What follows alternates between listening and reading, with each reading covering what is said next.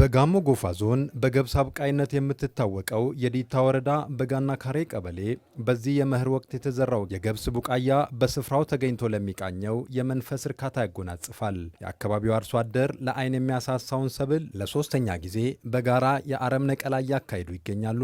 ይሁን እንጂ በዚህ መኸር ወቅት ከተዘራው የእርሻ ማሳ ላይ በቂ ምርት እንደማይገኝ ስጋት አለ። ግፍ እንዲሉ የሚገኘውን አነስተኛ ምርት ከእርሻ ማሳቸው አውጥተው ለገበያ ለማቅረብ ሌላ ተግዳሮት ተደቅኖባቸዋል። የገበያ ትስስሩ በኃላፊነት እየተሰራም አይደለም። የገበያ ትስስርም እንደ ድሮ የለም። ለምን እንደሆነ በጣም መንገድ ችግር አለብን። ስለዚህ ከሌላ ህብረተሰብና ከሌላ አርሶ አደሮች ጋር መገናኘት አልቻለንም። ስለዚህ አሁን ምርታችን ብንሰራ አዋጭነቱ ይሄን ኃይል በቃ ተስፋ ያስቆረጠ ነው። ሌላ ቦታ ላይ ስናይ ጥሩ ነገሮች እየታየ ስለሆነ እኛ ጋር ደግሞ ይሄ ነገር አልታየም።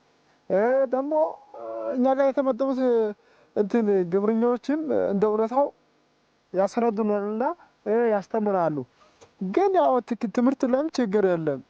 በቃ መንግስት ምን አይነት ነገር እንደሚያመጣ ብለን ነው ተስፋ የምናደርገው። ከ3-4 ዓመት በፊት የመንገድ ጥያቄ ነበራቸው እና በተለያየ ጊዜ መንገድ የለንም፣ ምርታችን አምርተን እንኳን የምንሸጥበት ገበያ የለንም፣ ለገበያውም አቅራባ ባይገኝም ሩቅ ወስደን ለመሸጥ ራሱ መንገድ ምቹ አይደለም፣ በአህያ የተሸከመን ብዙ ስቃይ እንግልት የዳረግብን ነው ሲሉ ያው ለኛም በተከታታይ ግብዓት ለማስጠቀም ራሱ የተለያየ ቴክኖሎጂ እንዲጠቀሙ ምክር ስናደርገው ጥያቄ እንደዛ አይነት መንገድ ችግር አለብን ተጠቅመን ያው አመርተን የት ነው ከቀለብ ውጪ የት ነው የሚሸጠው የሚል ምላሾች የተሰላቸ ነገር ነው የሚያወሩ። አሁን ግን ያው ከ2008 ወደዚህ መንገድ ይሰራል ተብሎ ነበረ ተይዞም ያው ያልተጠናቀቀበት ሁኔታ አለ። መንገድ ላይ እስካሁን ሲጓተት የቆየበት ሁኔታ አለ።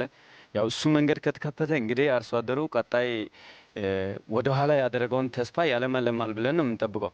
አርሶ አደሮቹ የሚያነሱት ችግር በወረዳው በሚገኙ የግብርና ባለሙያዎች የድጋፍና ክትትል ስራቸው ላይ ተጽዕኖ እያስከተለ እንደሆነም ይናገራሉ። አሁን ያው ሆኖ በያዝነው የመኸር ወቅት በወረዳው በዋና ዋና የሰብል አይነቶች በተደራጀ መልኩ የአርሶ አደሩ ማሳ ጾም እንዳያድር ዘርፈ ብዙ ተግባራት ወረዳው የጋና ካሬ ቀበሌ አርሶ አደሮች ምርታቸውን የሚቀንስ መሰረታዊ ምክንያቶች ይጥቀሱ እንጂ ችግሩ በወረዳው በሁሉም ቀበሌዎች ይስተዋላል።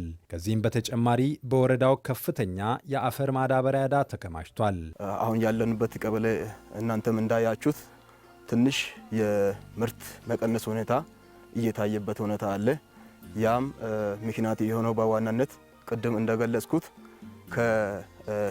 ከወረዳ መድረክ እስከ ቀበሌ መድረኮች ተፈጥሯል።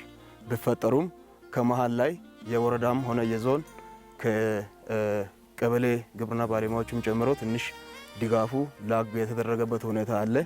ፕላስ ደግሞ የማዳበሪያ ወይም የአፈር ማዳበሪያ አጠቃቀሙ እንደ ወትሮ አልነበረም። ከዛ ጋር ተያይዞ አርሶ አደሩ በደንብ አልተጠቀመም።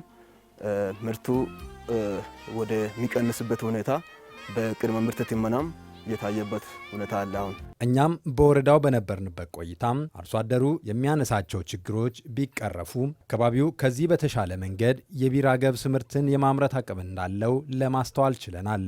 መንግስት በተቻለው አቅም በሚፈጥረው ምቹ ሁኔታ በሕይወታቸው ላይ አወንታዊ ለውጥ ያስመዘገቡ አርሶ አደሮች የመኖራቸውን ያህል በመንገድ እጦት ምርታቸውን ለገበያ ማቅረብ ላልቻሉ እንደ ጋና ካሬ ቀበሌ አርሶ አደሮች ትኩረት ይሰጣቸው እንላለን። ቸርን ሰንብት።